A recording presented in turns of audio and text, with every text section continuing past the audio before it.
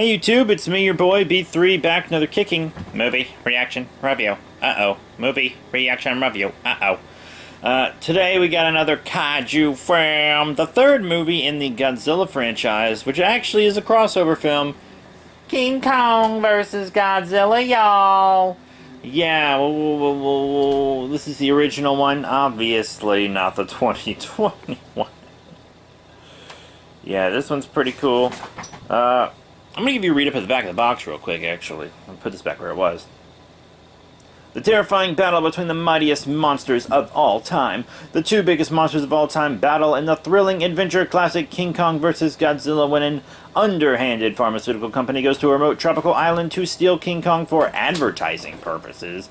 They get more than they bargained for when the gigantic ape attacks an unsuspecting village and an enormous octopus. Meanwhile, far below the sea, a submarine crew unleashes reptilian terror when they melt a block of ice and release the ferocious Godzilla from his icy lair. When both destructive monsters descend on Tokyo, it's a fight that holds the future of mankind in the balance. And this knockout film that was the first theatrical release to bring its larger-than-life continues to the big screen in glorious color. Yeah, so the first color Kong film and the first color Godzilla film. This film, very different tone from normal Godzilla films. It's a comedy. This is a comedy film. It's a satire of Japanese business practices of the time, which, big cultural barrier for us, also kind of a time barrier. Not as much of a relevant satire anymore.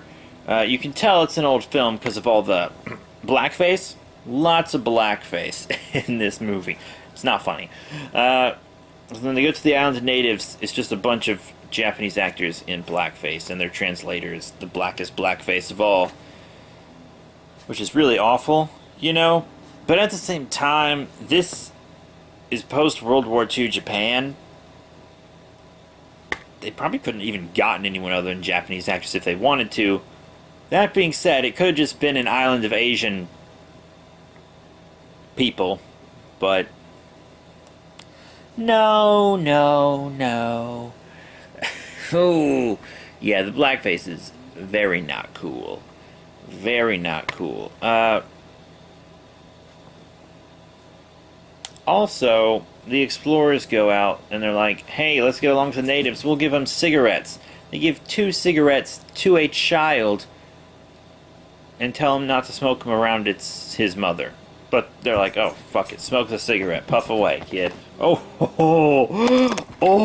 that's my Kit Kat! But, yeah, very dated in many regards. There are also 2 versions of this film.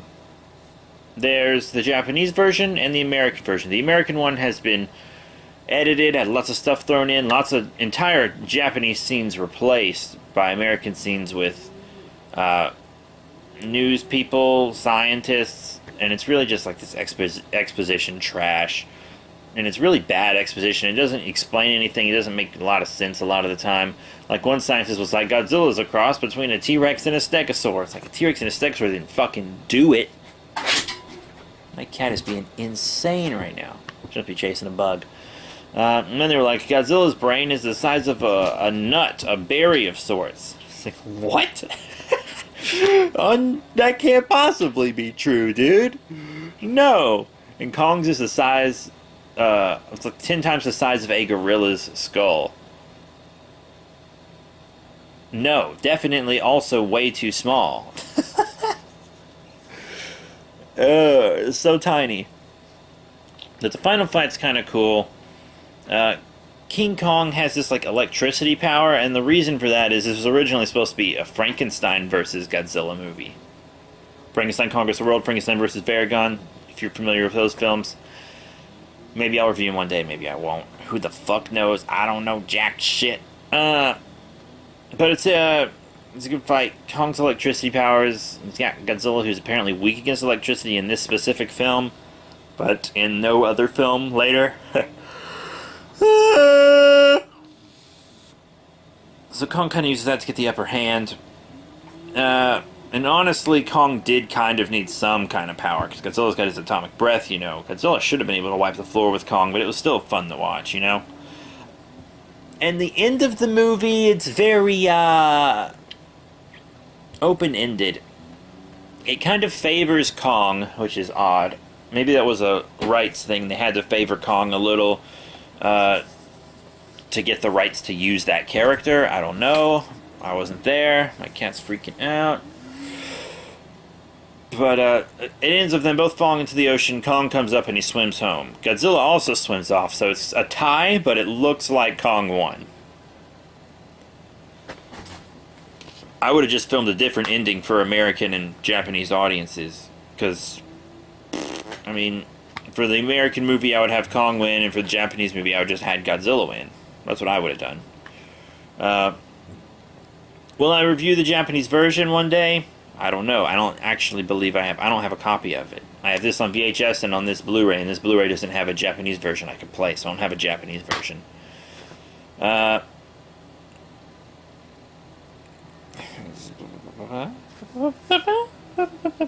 don't know, guys. But, yeah, you know, fun movie, very memorable movie, very dated movie. Lots of older movies are fine still, and dated for maybe like visual effect reasons and stuff, but this is the cigarettes, the blackface, things like that, the type of comedy, very dated. Very dated. And the thing about the natives in blackface, like the blackface itself is really racist, but the natives weren't portrayed as vicious savages or anything. They're actually very curious, welcoming people. So, I guess, I mean, that doesn't excuse the blackface at all, but I feel like I've given two excuses for the blackface, but there is no excuse for the blackface. It's bad. It's a bad thing to do. Like, it's a bad thing to do. So, yeah, that's it. King Kong versus Godzilla. Yeah, the original. Very, very cool. 1963, I believe. Yeah, 1963. Very nice. Very cool. Just look at that. Oh, another thing I want to mention about the American version is it uses stock music instead of Akira Ifubi's I can't pronounce his last name right now. Instead of using his classic Godzilla scores, they use stock music from, like, Universal. I recognize the songs, too, because I just freaking watched Frankenstein Meets the Wolfman, so I recognize that song. Creature from the Black Lagoon, one of my favorite films, so I recognize some music from that, I believe. So, yeah. Stock music, not very cool. Still monster movie music, at least, but they could have stuck with the regular music. I don't know what the deal with that was. But yeah, now this is really it. Thank you all very much for your support. Remember to rate, comment, and subscribe. Check out all the cool links in the description below, Facebook, Twitter, etc. And I'll be seeing you all later.